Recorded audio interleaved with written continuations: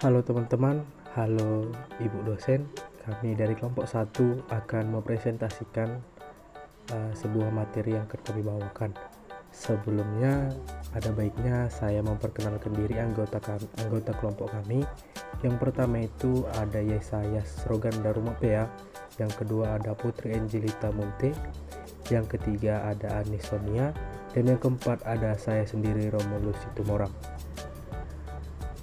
Materi yang akan kami presentasikan pada hari ini yaitu mengenai tentang tujuan dan tugas Bank Indonesia, Dewan Gubernur, dan struktur organisasi Bank Indonesia. Perbedaan tujuan dan tugas Bank Indonesia. Bank Indonesia atau biasa disingkat BI adalah Bank Sentral Republik Indonesia. Sebagai bank sentral, Bank Indonesia mempunyai satu tujuan tunggal, yakni mencapai dan memelihara kestabilan nilai rupiah. Kestabilan nilai rupiah mengandung dua aspek, yaitu kestabilan nilai mata uang terhadap barang dan jasa, serta kestabilan terhadap mata uang negara lain. Aspek pertama tercermin pada perkembangan laju inflasi, sementara aspek kedua tercermin pada perkembangan nilai tukar rupiah terhadap mata uang negara lain. Perumusan tujuan tunggal ini dimaksudkan untuk memperjelas sasaran yang harus dicapai Bank Indonesia serta batas-batas tanggung jawabnya. Dengan demikian, tercapai atau tidaknya tujuan Bank Indonesia ini kelak akan dapat diukur dengan mudah. Statusnya juga diakui sebagai badan hukum publik dan badan hukum perdata yang ditetapkan dengan undang-undang. Sebagai badan hukum publik, BI memiliki wewenang untuk menetapkan aturan-aturan hukum yang merupakan pelaksanaan dari undang-undang. Sedangkan sebagai badan hukum perdata, BI atau Bank Indonesia dapat bertindak untuk dan atas namanya sendiri di dalam ataupun di luar pengadilan. Tujuan dan tugas Bank Indonesia. Sebagai bank sentral, Bank Indonesia mempunyai satu tujuan tunggal, yaitu mencapai dan memelihara nilai rupiah. Kestabilan ini bisa mengandung dua aspek. Yang pertama itu ada kestabilan nilai mata uang pada barang dan jasa, dan kestabilan nilai mata uang pada mata uang negara lain. Aspek pertama dapat diukur lewat perkembangan laju inflasi, sedangkan aspek kedua tercermin dari nilai tukar rupiah terhadap mata uang negara lain. Keberadaan tujuan tunggal ini diharapkan bisa memperjelas sasaran apa yang harus dicapai Bank Indonesia dan batas-batas tanggung jawabnya. Dalam upaya mencapai tujuan tunggalnya, Bank Indonesia didukung oleh 3 pilar yang merupakan 3 bidang tugasnya, yaitu yang pertama menetapkan dan melaksanakan kebijakan moneter, yang kedua mengatur dan menjaga kelancaran sistem pembayaran, dan yang ketiga menjaga stabilitas sistem keuangan. Tujuan dan tugas Dewan Gubernur. Berdasarkan Undang-Undang Republik Indonesia Nomor 23 Tahun 1999 tentang Bank Indonesia, Pasal 37. Yang pertama, Dewan Gubernur terdiri atas seorang gubernur, seorang deputi gubernur senior, dan sekurang-kurangnya 4 orang atau sebanyak-banyaknya 7 orang deputi gubernur.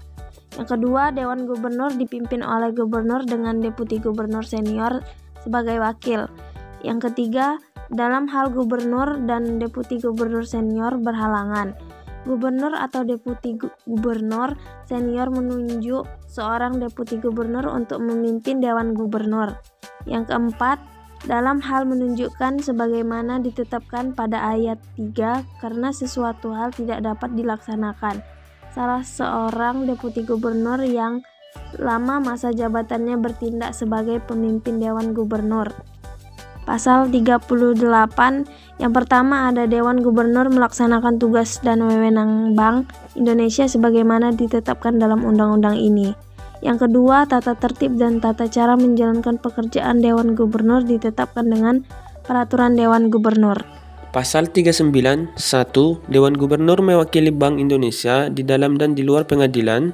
2. Kewenangan mewakili sebagaimana dimaksud pada ayat 1 dilaksanakan oleh gubernur.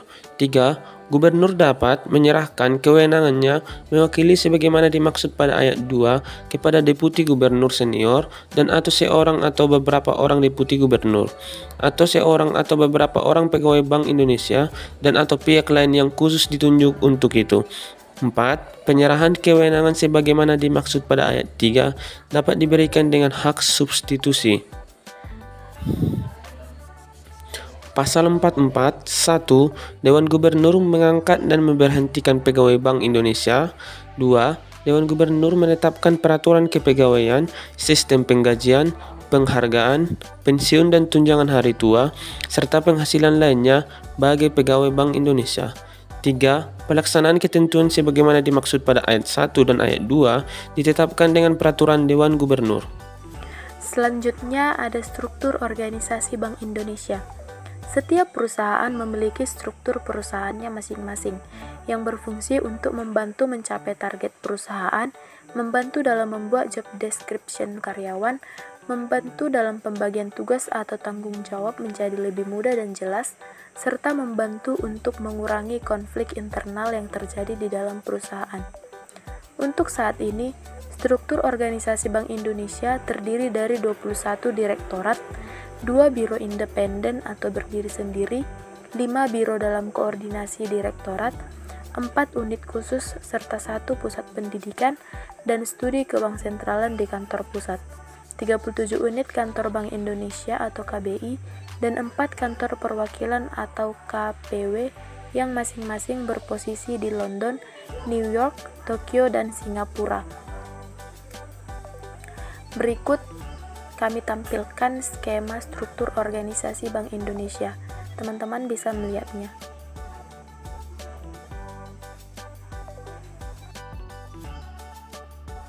Baiklah, adapun kesimpulan dari hasil presentasi kami adalah Bank Indonesia mempunyai otonomi penuh dalam merumuskan dan melaksanakan setiap tugas dan wewenangnya sebagaimana ditentukan dalam undang-undang. Pihak luar tidak dibenarkan mencampuri pelaksanaan tugas Bank Indonesia, dan Bank Indonesia juga berkewajiban untuk menolak atau mengabaikan intervensi dalam bentuk apapun dari pihak manapun juga. Status dan kedudukan yang khusus tersebut diperlukan agar Bank Indonesia dapat melaksanakan peran dan fungsinya sebagai otoritas moneter secara lebih efektif dan efisien. Demikianlah hasil presentasi kami dari kelompok 1. Apabila ada tutur kata kami yang tidak berkenan, kami mohon maaf. Akhir kata, kami mengucapkan sekian dan terima kasih.